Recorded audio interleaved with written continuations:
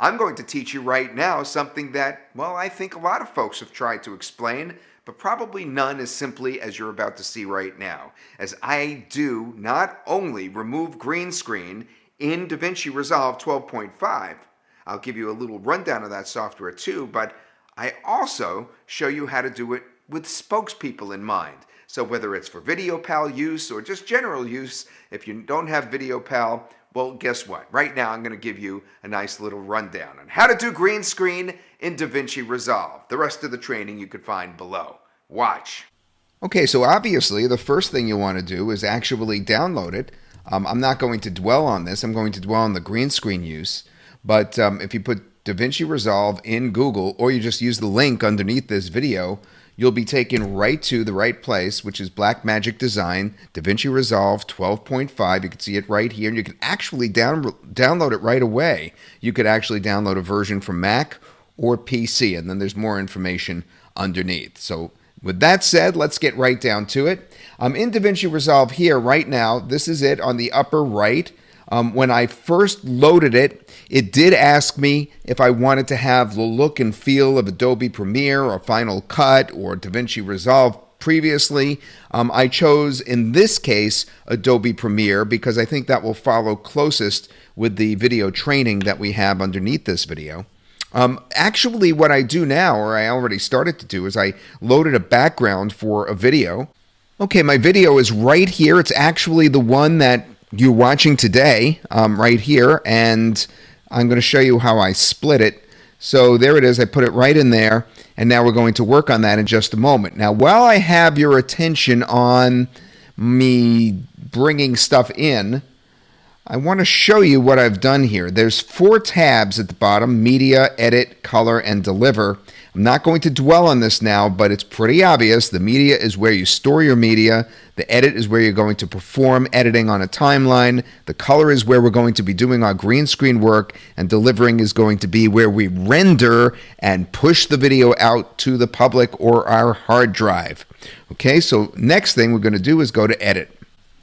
When I go to edit, I have the timeline here on the bottom, and I have right here the various different pieces that I'm going to use. Now, I want to drag in, obviously, my video. That's very important to do. And then if you look closely, you'll see that the video is in 2 parts. The video part, which is denoted as V1, and the audio part, which is denoted as A1. If I could show you on the upper right here, there's actually a little control. Do you see this right here? If I click on this, it's going to give me a choice for showing audio waveforms. Now, the reason why I'd want to do that is in case I wanted to split the video, or split the audio, I should say. And there's a reason for that. I mean, when you see your audio, you can figure out where to actually cut it, because it starts and stops. All right, the next thing I'm going to do is I'm going to bring an image underneath. All right, and in order to do that, I would just go like this. So in this case, I would be against a house here. Now, in order to bring it underneath, what I really need to do is lift the video up. When we lift the video up, notice it's split from the audio because all the audio defaults to the bottom. But now that I've lifted the video up, I can now slide my image in place. I could stretch it out by just clicking on the edge and dragging it. And now basically I'm pretty much set. Now I'm pretty much set, but I do want to show you later the Kelly green and how that looks, and why you would do that for VideoPal. That is to make a bright green backdrop rather than this kind of dull green backdrop that's already behind me. So I'm going to put that here. So we'll actually have 2 backgrounds going. One will be the green and one will be a house, and we'll compare them. So we're all set up now to go to the Color tab where we'll do our chroma key work. Okay, we're inside DaVinci Resolve's color area, and we're particularly going to be doing green screen work, so we're going to need to set up what's called an alpha channel. Everything is very similar to other software such as Camtasia, but it's a little bit more hands-on, so it gets a little more complicated looking, even though it's not really that much more complicated. But let me show you the way to do it, the simplest way to do it. So the first thing that is suggested to do by all the videos that I've watched, curating all those videos and condensing them, is to create what's called a new node. And I'll explain what a node is in just a moment. You can't see it, but at the very top of my screen, I have in the menu, and you could kind of see it now, it says nodes, and then it says add serial node. You see that at the top here. I'm going to click on that, and what it does is it adds this right here. Now, what a node is basically a work area. So we're passing from the top video, which is right here. That's the video that we originally put on top. And it passes the output of color right here. It's passing through one work area into our latest work area. And then what we want to do is not only pass the color, but now we also want to pass an invisible channel, also known as an alpha channel. And that's what we're going to do. And the way to do that is to do a click. Anywhere in here is to click, right click, and then add alpha output, okay? The alpha output is denoted by this blue area right here, this little blue output, okay? So we have the color here, and then we have the transparency as it's called here, and the way to connect that to your work area is just by clicking on the triangle there and taking this line and attaching it there. So there's our output, okay? So this is our work area, the node, and it's going to be sending a transparency and the color channel both out. All right, so that's important. You'll see why in just a moment. That's the first step. So that differs from what we've seen in other pieces of software. The next step is to pick the eyedropper. The eyedropper is right here, and that's called the qualifier. But the very first step is to use your eyedropper, and we're set up in doing that right here. You see where the eyedropper is kind of pointing into what looks like a pool of water because there's concentric circles. That means that you're set up right now to just select any color. So we're going to go back up here and select a color to disappear. All right? So which color should we select? Well, let's select something in between the darkest green and the lightest green. Let's pick something right here. All right, I've clicked this. And immediately you notice there's something wrong. As we take a look at the workspace right here, you see that I've disappeared, not the background. And that's basically what happens during your first step. But that's easy to reverse. We go back down to the selection range here, and you can see this reversal tab. This tab is actually called invert, and we're going to click it. And now you can see it's starting to get better, but we still haven't gotten rid of the green here.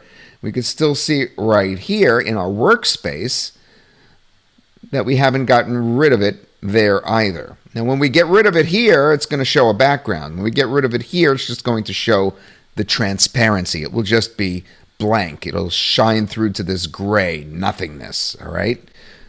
Well, this will become more clear in just a moment when I do the following step.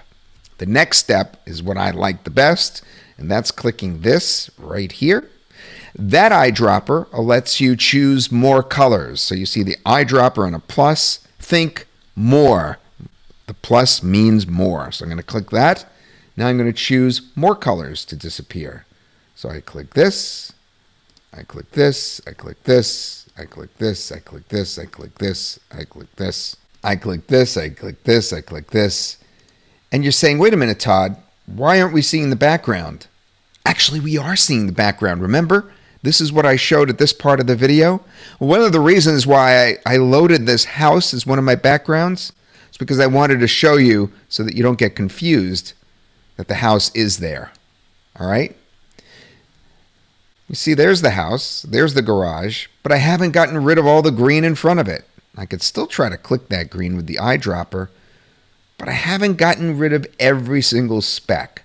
Well, how do I do that? How do I get rid of the rest of that green, those specks that are left? How do I make it that right around me, right here, is going to turn all beige gray and not be green anymore? Because both of those things are what you're striving for.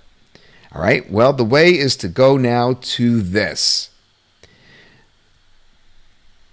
Remember in Camtasia when I said you can actually control the tolerance and almost ignore everything else?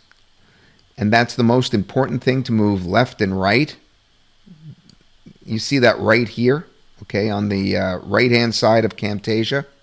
Well, that's basically what we're doing as well as we take a look at this software when it comes to the hue and the controls, because what we're going to do is pick more colors than just the narrow color that we've so far focused in on.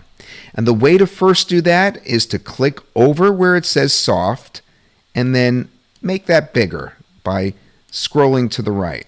See how I'm scrolling left to right and making that bigger? Now, while I was doing that, the green was disappearing. And if that doesn't do it, then you go to width right here, and you scroll to the right, and it widens the group of colors that gets removed.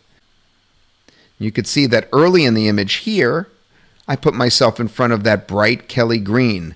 The reason I did that is because I wanted to remind you that bright Kelly green is what is removable. If you do use VideoPal, then it's important to have spokesman in front of that bright Kelly green color for automatic removal in VideoPal if you're having trouble with your videos. So I wanted to show you how to do that again.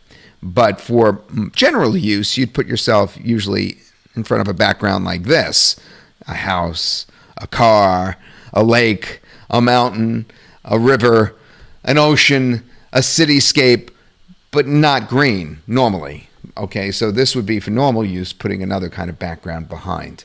So basically that's it. That's the most important tweaks for just general green screen use before you get to that point of being an expert.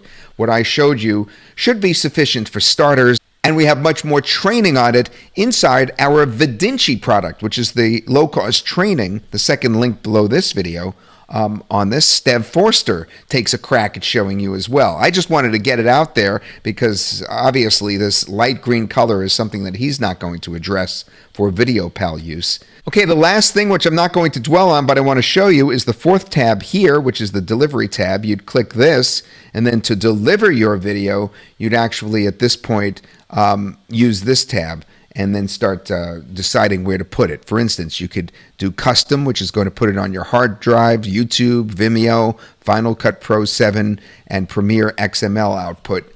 That's all what you can do just by clicking these right here. So that's something that you'll want to learn more about inside those tutorials below.